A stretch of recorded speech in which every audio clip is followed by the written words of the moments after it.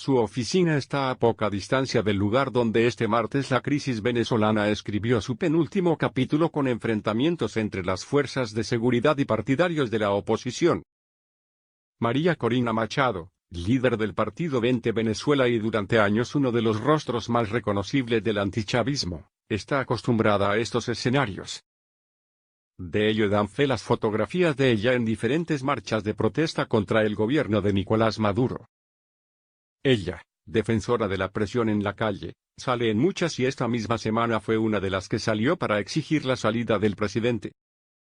Para muchos simpatizantes del gobierno, Machado representa el ala dura de la ultraderecha terrorista, como la retórica oficial suele referirse a los partidos de oposición. Después de un tiempo en el que parecía haber perdido protagonismo, en plena tormenta política venezolana Machado reclama una intervención extranjera como la única vía para poner fin a lo que califica como la tiranía de Maduro. Niega fallos en la estrategia de la oposición que lidera Juan Guaidó, con el que coincide en su apuesta, incrementar la presión. Machado conversó con BBC Mundo en Caracas. Una vez más, esa fase definitiva de la usurpación de la que hablaba Juan Guaidó el martes resultó no ser tan definitiva. ¿Se le está acabando el crédito? Lo importante, además de la confianza y legitimidad que tiene Juan Guaidó, es el espíritu indoblegable que hay en los venezolanos, y es importante que el mundo sepa esto. No vamos a permitir la destrucción de Venezuela, no hay vuelta atrás. Los venezolanos estamos decididos a derrotar no a una dictadura, porque esto no es una dictadura convencional, sino a un Estado criminal que se propuso acabar con la nación, y la única manera de sacarlo del poder es aplicando toda la fuerza cívica interna, y a nivel internacional para provocar una ruptura. Pero esta es una escena que ya hemos visto, la oposición ya ha prometido muchas veces que el cambio era inminente. Si esto fuera una dictadura convencional, habría caído hace mucho tiempo. Yo creo que uno de los hallazgos de las últimas horas es entender que esto no es solo un tema de militares corruptos, sino de que aquí estamos hablando de mafias que incluyen desde la guerrilla colombiana, los carteles de la droga hasta el terrorismo islámico. Todos están vinculados soportando un régimen y a un Maduro que está muy débil, con un respaldo minúsculo de la población y unas fuerzas armadas claramente fracturadas. Lo que hoy mantiene a Maduro son fuerzas fundamentalmente extranjeras que están ocupando Venezuela. Por eso las democracias occidentales tienen que entender que un régimen criminal solo saldrá del poder ante la amenaza creíble, inminente y severa del uso de la fuerza. ¿Estaría entonces dispuesta a pagar el precio de una intervención militar extranjera en Venezuela con tal de sacar a Maduro del poder? En primer lugar, ¿de qué tipo de intervención militar me habla? Todo el mundo sabe lo que implica una intervención militar. Lo que es una ocupación internacional, extranjera y paramilitar es lo que hay hoy en Venezuela. Más de la mitad del territorio nacional está ocupado por grupos de la guerrilla colombiana que están masacrando sectores de la población. El presidente de Estados Unidos, Donald Trump, dijo que algunos de los escenarios que contemplaba su gobierno eran muy duros. Muy duro es lo que vivimos los venezolanos hoy. ¿Tiene idea de cuántos venezolanos mueren hoy de hambre, de falta de medicinas, a causa de la represión y de los crímenes de lesa humanidad que comete Maduro? Lo que nosotros estamos pidiendo al mundo es el ejercicio de un principio aceptado en las Naciones Unidas, que es la responsabilidad de proteger.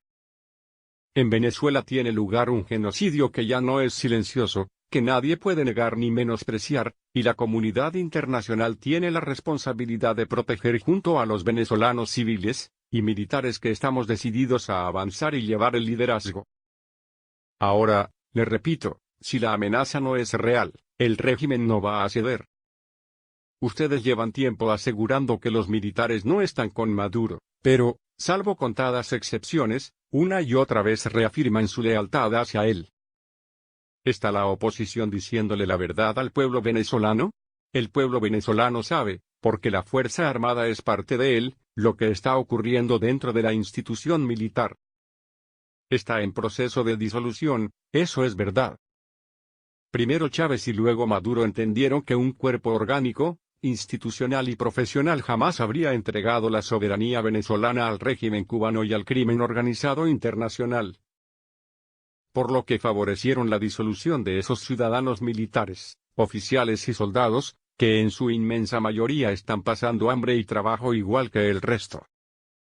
No así el alto mando. El alto mando son narcogenerales, parte de una mafia, y entienden el costo de salir de la mafia.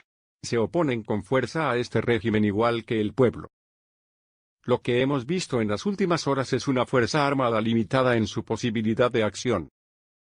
De allí la necesidad de un planteamiento firme, de una coalición democrática internacional que eleve más el costo de que esa fuerza armada continúe sin movilización. Esto no se trata de los militares nada más, son mafiosos y criminales de toda naturaleza que están rodeando y conformando el régimen. Es un problema más complejo que los incentivos que tradicionalmente funcionarían frente a una dictadura convencional. Por eso, hay que pasar a una nueva fase, y a la construcción de una amenaza real de la aplicación del principio de responsabilidad de proteger y su contraparte interna. La activación del artículo 187 numeral 11 de la Constitución, que da el marco legal y la legitimidad para una acción de paz humanitaria que detenga el horror que hoy vive Venezuela. Signo de interrogación abierta. ¿Y eso que pide es posible sin que haya muertos? Los muertos ocurren todos los días y los está provocando Maduro. El error es caer en el chantaje del régimen, que amenazó con que el apoyo internacional en el plano humanitario generaría muertos. He escuchado decir que en Venezuela hay riesgo de una guerra civil. Esto es un país profundamente cohesionado. Si algo no hay en Venezuela, son tensiones ideológicas. ¿De verdad me dice que no hay división política en Venezuela? ¿La Venezuela chavista no existe? Es absolutamente minoritaria y está aterrorizada. Le aseguro que ese grupo minúsculo que se ha mantenido cohesionado no quiere saber nada de Maduro. Leopoldo López llamó a unas protestas en las que han muerto manifestantes, pero él está refugiado en la residencia del embajador de España. ¿Cómo explica ese contraste? Enfrentar el narcorrégimen es inmensamente riesgoso para todos. Para quienes asisten como ciudadanos y para quienes convocan como dirigentes. El precio de la libertad hoy en día en Venezuela implica llamar las cosas por su nombre. Cada día que pasa Maduro en el poder no se mide en horas o minutos, sino en muertos. En Venezuela hay un conflicto no convencional y, frente a una tiranía de esta naturaleza, los errores políticos se pagan con muertos. La oposición llamó a protestas en 2014, en 2017 y ahora en 2019. Y, después de muchos muertos, Nicolás Maduro sigue en el poder. ¿No ha llegado el momento de cambiar de estrategia? Muchos años nos han dicho que la alternativa era la sumisión a Nicolás Maduro o la muerte, o violencia o entrega. Eso suena un poco a consigna, y lo que usted me dice suena a chantaje.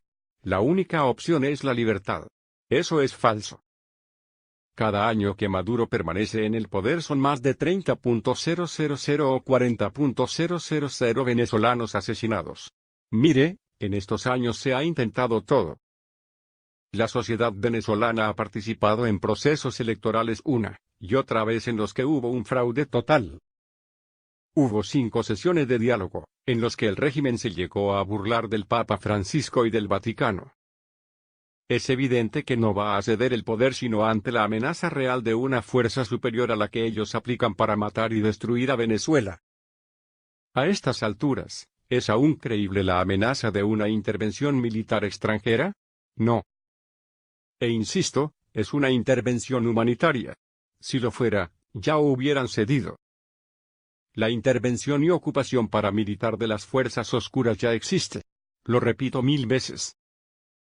Cuando lo advertimos nos dijeron radicales, extremistas, impacientes.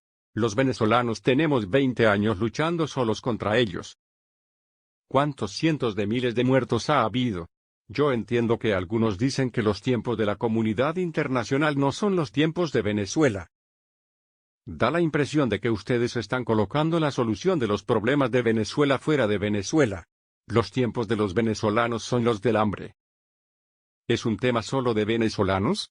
Cuando la guerrilla del ELN y las FARC están ocupando medio territorio, cuando el cártel de Sinaloa está instalado en la sierra de Perijá, cuando hay campamentos de Hamas y Hezbolá en territorio venezolano, cuando las mafias del mundo entero se están apropiando de los recursos de los venezolanos para financiar sus proyectos aquí y afuera. ¿Es de verdad Venezuela hoy un territorio en el que se está dando un conflicto entre venezolanos? No se equivoquen, esto es un conflicto transnacional. Este proyecto instalado en Venezuela tiene vocación expansionista y su próxima víctima es Colombia, pronto. Y después Centroamérica, el Caribe y el Sur.